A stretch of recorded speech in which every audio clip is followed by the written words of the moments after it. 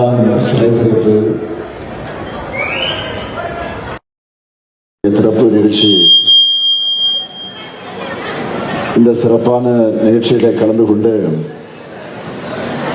சிறப்பித்துக் கொண்டிருக்கக்கூடிய நம்முடைய மாண்புமிகு அமைச்சர் பெருமக்கள் கே. நேரு அவர்களே, முத்துசாமி அவர்களே, மு. சாமிநாதன் அவர்களே, மதிவேந்தன் அவர்களே, திருமதி கயல்விழி செல்வராஜ் அவர்களே, நாடாளுமன்ற உறுப்பினர்கள் அந்தியூர் செல்வராஜ் அவர்களே, பிரகாஷ் அவர்களே, மாதேஸ்வரன் அவர்களே, சட்டமன்ற உறுப்பினர்கள் திரு ஈஸ்வரன் அவர்களே, முன்னாள் அமைச்சர் செந்தில் பாலாஜி அவர்களே, திரு வெங்கடாசலம் அவர்களே, திரு சந்திரகுமார் அவர்களே, வாரியத்தினுடைய தலைவர் திப்பம்பட்டி ஆரிச்சாமி அவர்களே, துணைத் தலைவர் கனிமொழி அவர்களே, மாவட்ட ஆட்சித்தலைவர் திரு கந்தசாமி ஐஏஎஸ் அவர்களே, உள்ளாட்சி அமைப்பினுடைய பிரதிநிதிகளே, ஆதி தமிழர் பேரவையினுடைய தலைவர்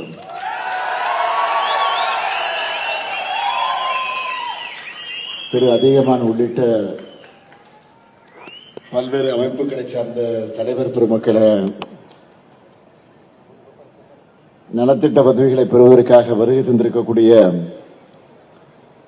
பயனாளி பெருமக்களே, என்னுடைய பாசத்திற்கும் பேரன்பிற்கும் உரிய மகளிரின் சுய உதவி குழுவை சார்ந்திருக்கக்கூடிய சகோதரிகளே, தாய்மார்களே, பத்திரிகை மற்றும் ஊடகத்துறை சார்ந்த நண்பர்களே, நம்முடைய பொல்லான் அவருடைய வாரிசுதாரர்களாக வருகை தந்திருக்கக்கூடிய அன்புக்குரிய பெரியவர்களே, தாய்மார்களே, உங்கள் அனைவருக்கும் என்ற அன்பான வணக்கத்தை நான் தெரிவித்துக் கொள்ள விரும்புகிறேன். மாவீரன் பொல்லான் அவர்களுடைய திருவுருவச் சிலையோடு கூடிய மணிமண்டபத்தை, இந்த சிறப்பான அரங்கத்தை திறந்து வைக்கிறதுல நான் மிகுந்த பெருமை அடைகிறேன். இன்னும் சொல்லணும்னா பெருமை அடைகிறேன் என்று சொல்வதை விட வீரம் அடைகிறேன், எழுச்சி அடைகிறேன். அதுதான் உண்மை. பூடைத்தேவன், வீரபாண்டிய கட்டபொம்மன், தீரன் சின்னமலை, மருதுருவர், வீரமங்கை வேலுநாச்சியார், மாவீரன் பொல்லான் என்று நம்ம தமிழ் மண் ஈண்டெடுத்திருக்கக்கூடிய மாவீரர்கள் அத்தனை பேரும் நம்முடைய மண்ணை, மொழியை, மானத்தை காத்திருக்கக்கூடியவர்கள். இடவிடாம அதற்காக போராடி கொண்டிருக்க வேண்டும் என்று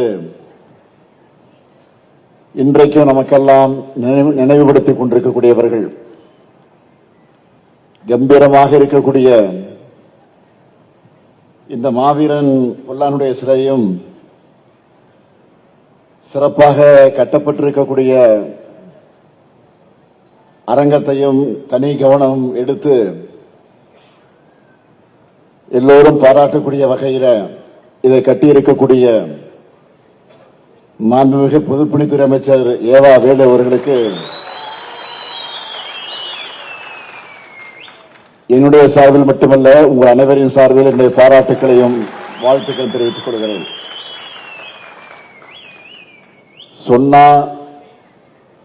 சொன்னதை செய்கிறவன் தான் இந்த முத்துவேல் கருணாநிதி ஸ்டாலின்.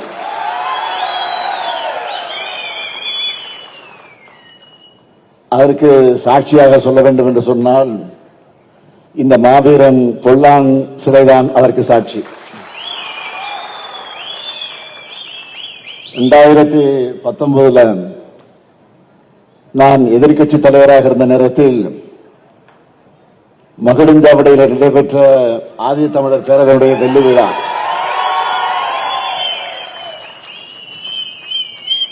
அதை முன்னின்று நடத்தியவர் நம்முடைய அதிகமானவர்கள். அதில் பங்கேற்று சிறப்பித்து பெருமை சேர்த்தவர் நம்முடைய சட்டமன்ற உறுப்பினராக இருக்கக்கூடிய ஈஸ்வரன் அவர்கள். மாவீரன் பொல்லானுக்கு சிலையும் மணிமண்டபமும் அமைப்போன்னு அந்த நிகழ்ச்சியில நான் உறுதியளித்தேன். இன்றைக்கு அதை உங்கள் முன்னால் திறந்து வைத்திருக்கிறேன்.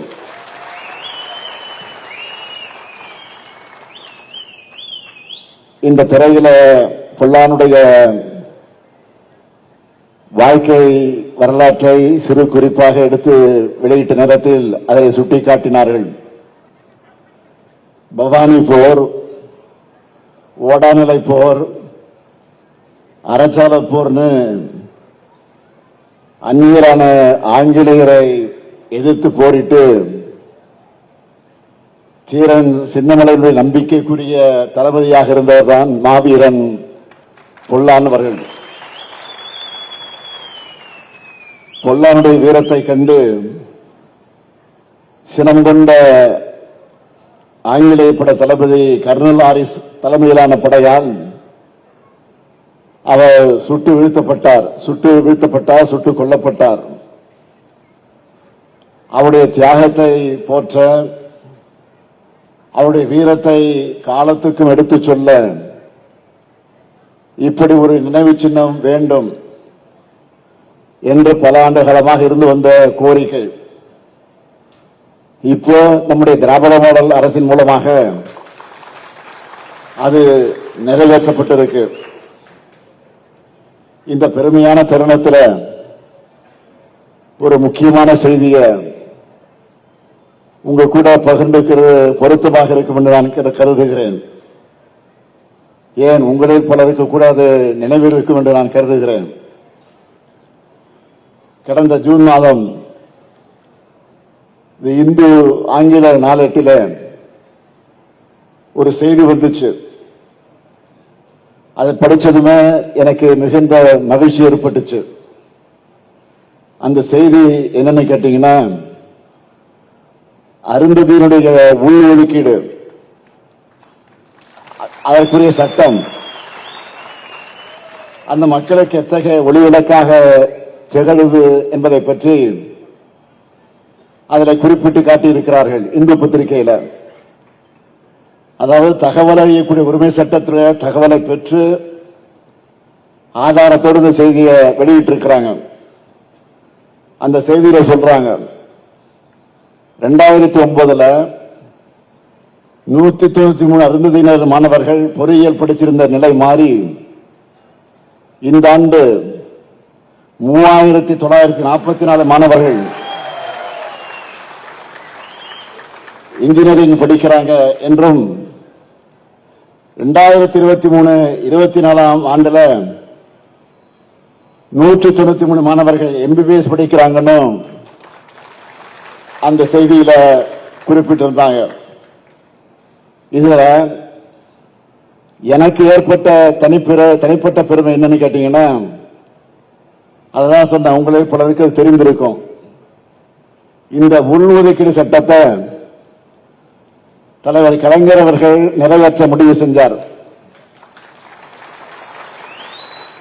முடிவு செஞ்சு அந்த சட்டமன்றத்தில் அந்த தீர்மானத்தை கொண்டு வந்து, சட்ட மசோதாவை கொண்டு வந்து நிறைவேற்ற வேண்டும். ஆனால் திடீரென்று அவருக்கு உடல்நலிவு ஏற்பட்டு ராமச்சந்திரா மருத்துவமனையில் அனுமதிக்கப்பட்டிருந்தார். அதனால் அவரால் எழுந்து நடமாட முடியாத நிலை அன்றைக்கு ஏற்பட்டது. அன்றைக்கு காலை எனக்கு தொலைபேசி வருகிற வீட்டுக்கு உடனே புறப்பட்டு வா என்று, எங்கே மருத்துவமனைக்கு வந்தவுடன் என்னை அழைத்து சொன்னார், நான் ஒரு சட்ட மசோதாவை சட்டமன்றத்தில் இன்றைக்கு நான் நிறைவேற்ற வேண்டும், அறிமுகப்படுத்த வேண்டும். என்னால் மருத்துவர்கள் என்னை போக அனுமதிக்க மறுத்துவிட்டார்கள். அதனால் நீ சென்று என்னுடைய சார்பில் அந்த மசோதாவை அறிமுகப்படுத்த என்று எனக்கு உத்தரவிட்டார்கள். சட்டமன்றத்தில் தாக்கல் செய்யக்கூடிய வாய்ப்பு இந்த அடியேன் ஸ்டாலினுக்கு கிடைத்தது என்னை இன்றைக்கு நான் பெருமைப்படுகிறேன். ஒரு சமூகத்தையே முன்னேற்றத்திற்கான அந்த சமூக நீதி பாதையை கட்டமைக்கிறதுல என்னுடைய பங்கும் இருந்திருக்கிறது என்பதை என்னை இன்றைக்கும் மகிழ்ச்சி அடைகிறேன். அதுதான் எனக்கு கிடைத்த பெருமை.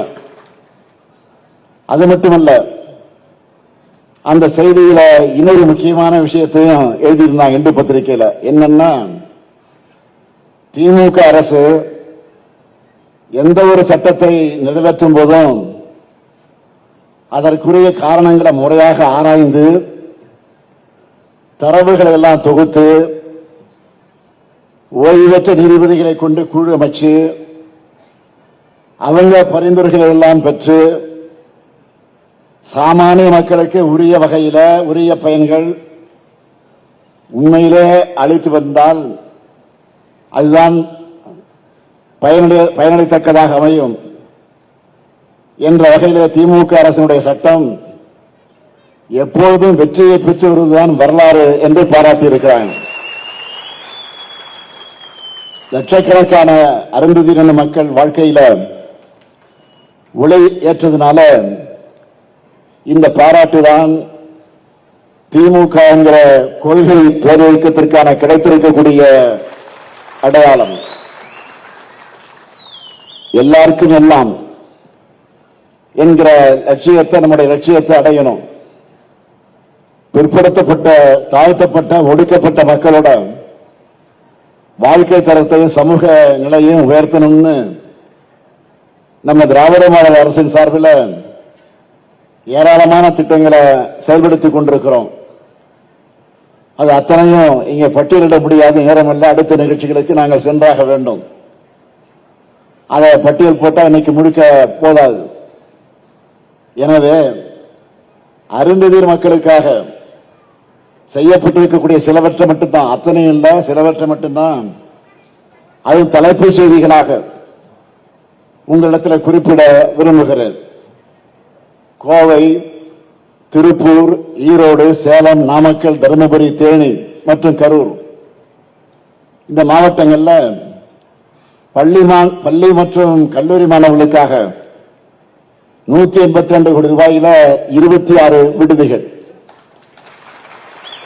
74 கோடி ரூபாயில 107 பள்ளி கட்டடங்கள், 20 கோடி ரூபாயில 26 சமுதாய கூடங்கள், 134 கோடி ரூபாயில 131 கிராம அறிவுசார் மையங்களை உருவாக்கி கொண்டிருக்கிறோம். அண்ணல் அம்பேத்கர் அயலக உயர்கல்வி திட்டத்தில் 29 மாணவர்களுக்கு 10 கோடியே 30 லட்சம் ரூபாய் உதவித்தொகையாக வழங்கியிருக்கிறோம். முழுநேர முனைவர் ஆராய்ச்சி படிப்புக்காக 329 மாணவர்களுக்கு 3 கோடி 29 லட்சம் ரூபாய் ஊக்கத்தொகையாக வழங்கியிருக்கிறோம். போஸ்ட் மெட்ரிக் கல்வி உதவி தொகையை 3,69,550 பேருக்கும், ஃப்ரீ மெட்ரிக் கல்வி உதவி தொகையை 5,42,396 மாணவர்களுக்கும் வழங்கியிருக்கிறோம். தூய்மை பணியாளர்களுக்கான நல வாரியத்தை திருத்தி அமைச்சிருக்கிறோம். 2021 18,225 பேர் மட்டுமே இருந்த இந்த வாரியத்தில் நம்ம அரசு சிறப்பா செயல்பட்ட காரணத்தால கடந்த 3 ஆண்டுகள் மட்டும் 3 லட்சம் பேர் உறுப்பினராக வாரியத்தில் சேர்ந்திருக்கிறார்கள். இவங்களுக்கெல்லாம் 11 கோடி 76 லட்சம் ரூபாய் மதிப்பிலான நலத்திட்ட உதவிகள் வழங்கப்பட்டிருக்கு. அது மட்டுமல்ல, அவங்களுக்கு மருத்துவ காப்பீடு வழங்கியிருக்கிறோம். சுகாதார அங்காடிகள் அமைச்சிருக்கிறோம். இந்த வாரியத்துக்கு ஆண்டுதோறும் 20 கோடி ரூபாய் நிதி ஒதுக்கீடு செய்கிறோம். கடந்த ஆகஸ்ட் 14ஆம் நாள் 6 முக்கிய சிறப்பு திட்டங்களை அறிவிச்சிருக்கிறோம். இப்படி என்னால தொடர்ந்து பட்டியலிட்டுக் கொண்டிருக்க முடியும். இதுதான் செய்கிறது. எல்லாருக்கும் எல்லாம் கிடைக்கணும், எல்லாரும் சமமா வாழ சமூகம் உருவாகணும். அனைவரையும் உள்ளடக்கிய வளர்ச்சி தான் உண்மையான வளர்ச்சி என்பதற்காகத்தான் இந்த லட்சியத்தோடு நடைபெறக்கூடிய நம்முடைய திராவிட மாடல் அரசுக்கு அடுத்து அமையவிருக்கக்கூடிய திராவிட மாடல் 2.0 அரசுக்கும் நீங்க எல்லாரும் ஆதரவா இருக்க வேண்டும் என்று நான் கேட்டுக்கொள்கிறேன். இருப்பீங்க என்ற நம்பிக்கை எனக்கு நிரம்ப இருக்கிறது. காரணம் உங்கள் எழுச்சியை, உணர்ச்சியை, ஆர்வத்தை, ஆரவாரத்தை காணுகிற போது அதை நான் உணர்கிறேன்.